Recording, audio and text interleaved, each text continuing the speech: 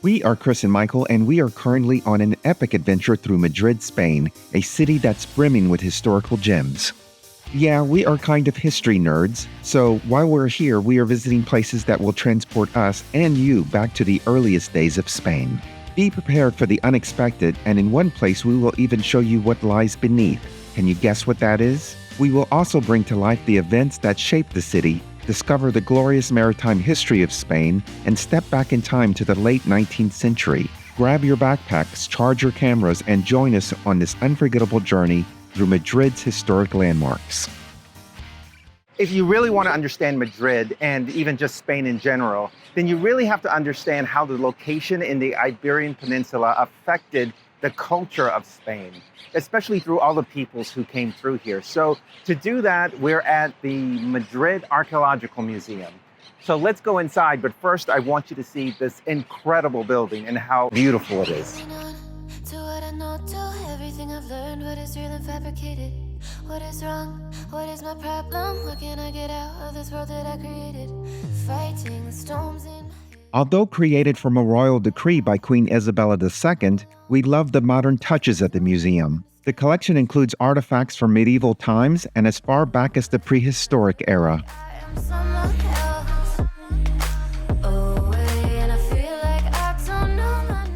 Behind me is one of the most important pieces in the museum. It's actually called the Lady of Elche, and it's really important because it's incredibly intricate. And at the time, people wondered, because she was so intricate and the conical head and all the things around her ears, that she was from the great city of Atlantis. Of course, we know that's not true, but she was really important because obviously there's a lot of work put into this, and there's actually a hole behind her head where either valuables were stored or most likely her cremated remains. So it's probably a funerary piece.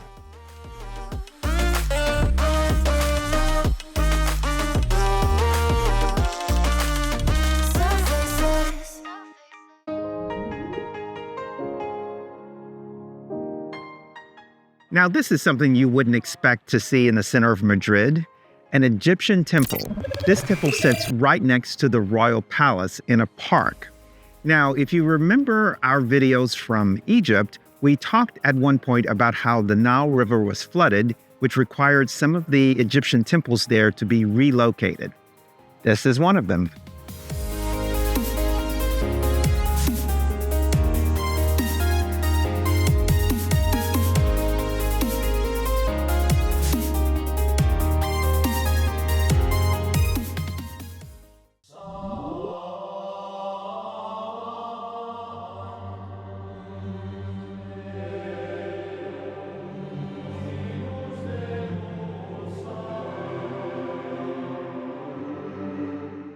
Right across from the royal palace is the cathedral, and it makes for a great bird's eye view of the royal palace and its grounds, and also the steeples of all of Madrid.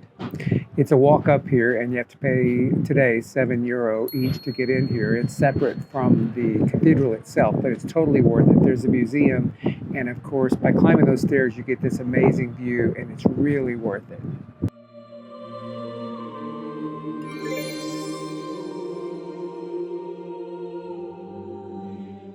When you visit the cathedral, there is a little-known hidden gem that not many people know about. Go around to the left side towards the back of the cathedral. There is a crypt underground, and it is amazing. There are all these columns and really intricate decorations.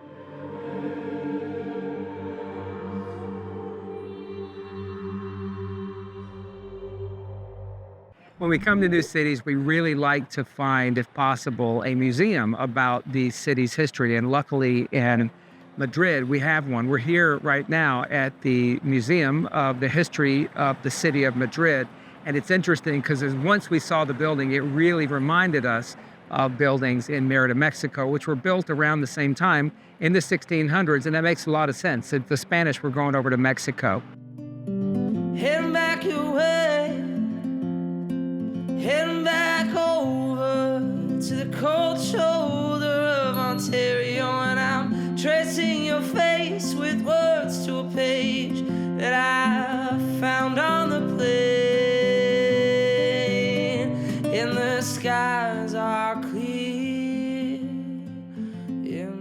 We just finished our visit to the History Museum of Madrid, and it really was worth the time because we have a much better understanding about Madrid and how it evolved into the modern city it is today. They do a really good job of taking you all the way through Madrid's history, from a medieval town to why it was established as a capital city way back in history, through all the troubles that happened with the monarchy, through Napoleon coming through here and all that went down with that. To how it then evolved into an industrial and then a very modern city. It's really worth a visit here. It takes a few hours, and you really get an appreciation for all the things Madrid is and how it got here.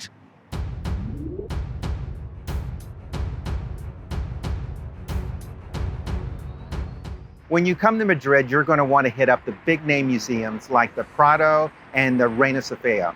But of course, we're often interested in the hidden gem museums. So today we're going to the Naval Museum. So come along with us.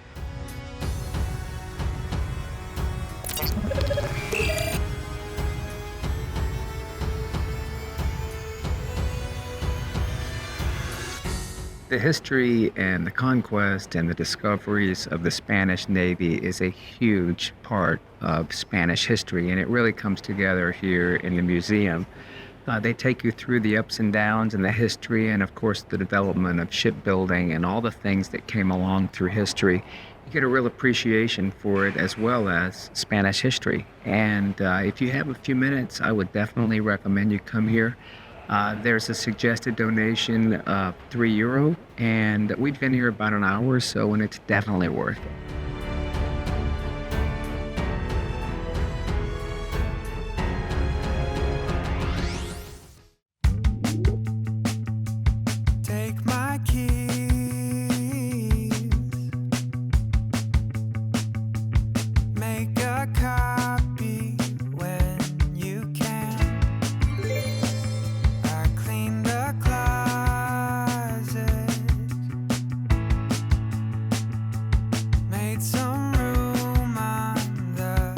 This building is kind of frozen in time, so you get a sense of what it was like to live in Madrid back then as a baron or aristocrat.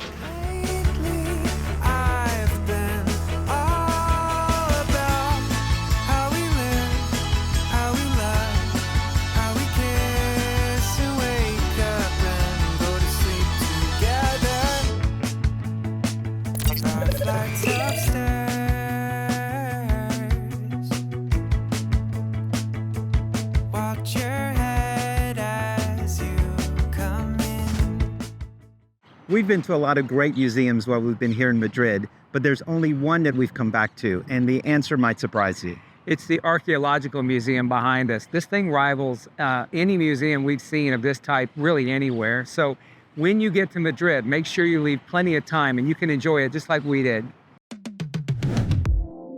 If you enjoyed learning about Madrid's history, then you can't miss the Royal Palace. We'll cover it in the next upload.